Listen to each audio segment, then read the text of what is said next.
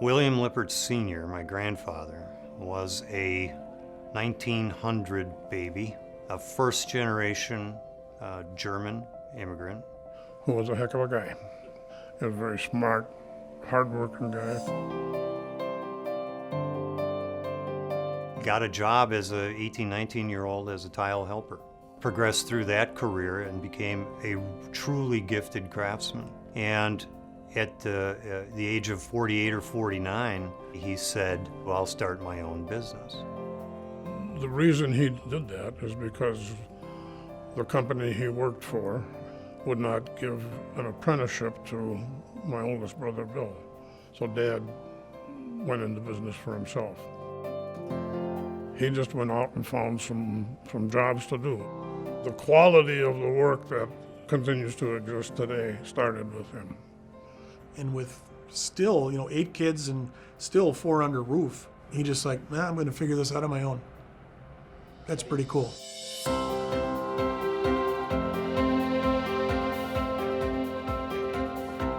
In a nutshell, it is a 70-year-old family business, a best-in-class flooring and tile contracting firm. We're a legacy firm.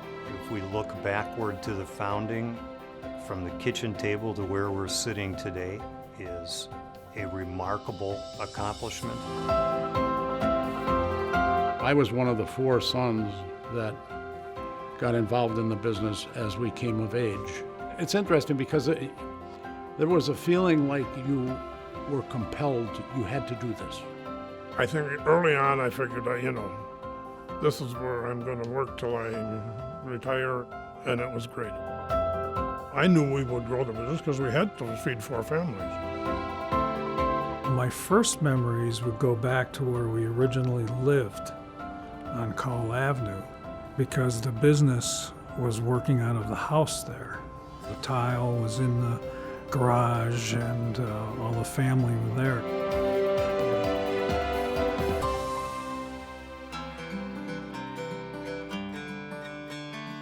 There's a joke, when you start in flooring, it swallows you in and you never leave. It becomes who you are. I don't know what it is about flooring, but it does that. I started in 1962, November of 1962, and that's when they were in the garage on 112th Street. I retired in 99. Some of the family worked for me. Wayne and Gary and Jeff and Les, they all worked for me as helpers. It was fun.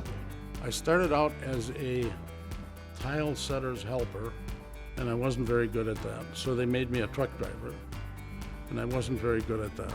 So I wound up being an estimator. This is more than just 2 Lipperts ruling in their business. There are a boatload of families that aren't blood to Les and I that depend on what happens here. So we take that pretty seriously.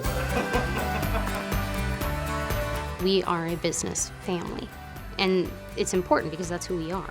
That's how we interact and relate to one another. I spent some time in the Marine Corps, and the amount of loyalty you feel with other Marines is a feeling I get here. They care about each other. I feel like I can trust them. They got my back.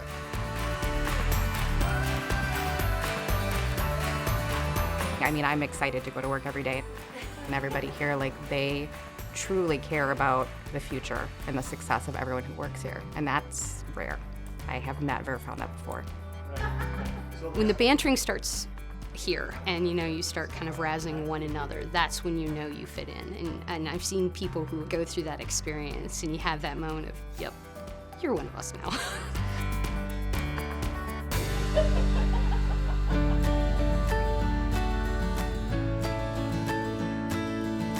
I knew the business would continue to grow because of the quality and the image that Lippert Tile had in the market.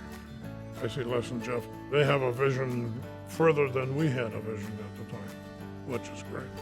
We never took the time to map out all that was going to happen to get us to this point in our careers.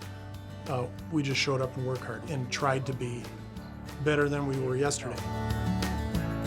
Whenever anybody asked me where I worked, I was always proud to say that I worked for Lippert Tile because they were to me, they were the best. And that was the one thing that made my job easy in the beginning, because they are such craftsmen. Our people put so much energy into education and continuing education, and I think that shows, you know?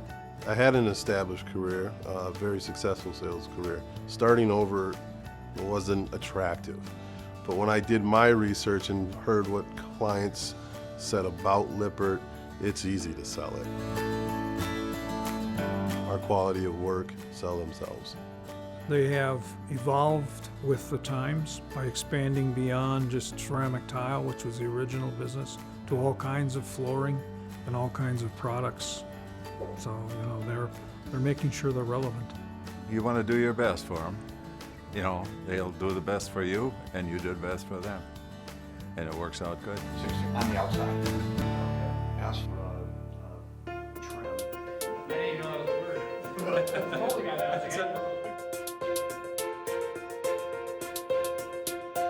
I wouldn't have ever been able to imagine that we'd end up where we're at based on where we started. Not a chance. And so I look at the young people here and I tell them, you can't imagine where you'll end up if you just stick to it and work your tail off. We're looking for people that want to be part of something bigger that is a tremendous resource to the whole construction community.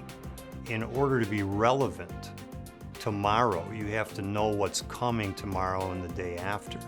So we spend a fairly significant amount of energy and time with our staff to understand what's going on and be able to implement those changes for our clients on a daily basis. They're training their employees very well. You know, they've got a lot of new equipment and everything, and they're staying with the times. They're not just letting things pass them by.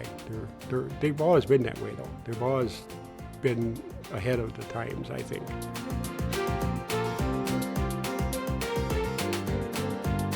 I'd love to have my grandfather walk into this building, see what we're doing, and be very proud of not only us, but what he started. I think that he would be humbled, and I think that he would be enormously proud. I think he would be blown away, floored, no pun intended. He might just look around and say, well, how come you haven't done this yet? You know, because he was never one to really kick back and go, well, I've arrived. Neither was our dad or our uncles, and you know, we're not that way really either.